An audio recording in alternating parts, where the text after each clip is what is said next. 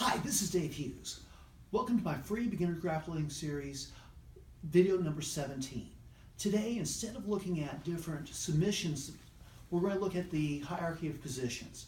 Positional dominance is one of the most important things in grappling. In fact, you have a lot of different grappling styles, from Brazilian Jiu-Jitsu to Judo to submission and catch wrestling and Russian Sambo, plus several other versions and variations. But with those main systems, the one thing that really sets BJJ apart from the rest is its systematic look at the dominant positions and its hierarchy of positions. Now, going from I'm just going to hit some of the main positions. We're not going to worry about ghost guards or de la rivas or things like that, but we're going to look at some of the main positions. Now, the most dominant position is going to be your rear mount. Now, we're going to look at this, since this is a grappling series, we're putting a much stronger emphasis on that. But realize we're not looking at this just for competition, but also for self-defense. And one thing to remember is, both offensively and defensively, you need to keep striking in the mix and in your mind when you're doing this. So today, Caleb, my assistant, is going to have his revenge for all the things that I've been doing up to him so far. So today, he's going to get the chance to take the advantage of the dominant positions. So I'm going to come into a rear mount. He's going to come in, get his hooks in. Now, sometimes when you're in these positions, people will cover, which they should, and to be able to secure the submission, a lot of times you're using your strikes will be what will open that up in a real fight. So he's going to go, okay? Now, of course, there's taking the back from not this position. We've talked about that on the rear choke.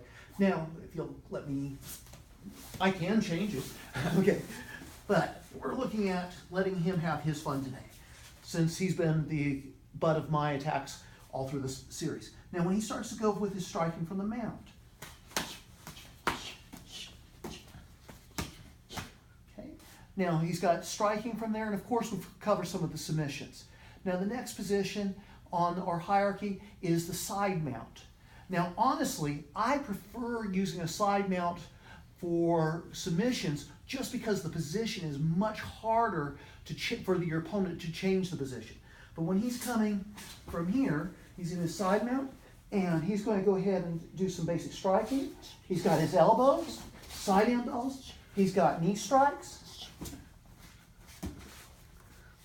And coming to, let's turn it this way. He's going to come from a side control position. So from side control for his striking.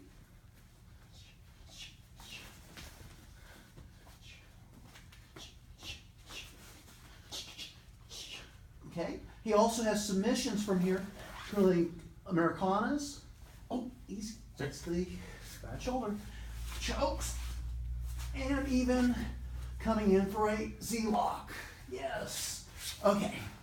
Now, when you come into this neon belly, that's another very dominant position that he can use to pass. I'm going to take it from here. So he can, if he's avoiding the up kick, he can come in and get neon belly. He can also use that for striking. Okay. And also, we can take a look at when he comes in for the guard. Go ahead and take the whole first degree section.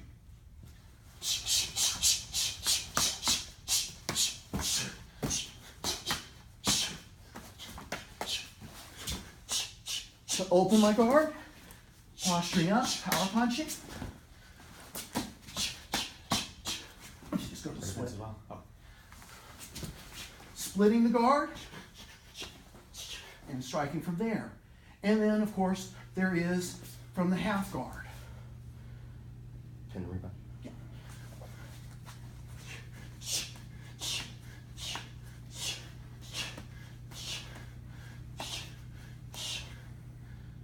Okay. But it gives you an idea of the hierarchy of positions. From most dominant, now these are just some of the basic positions, from most dominant to least dominant position.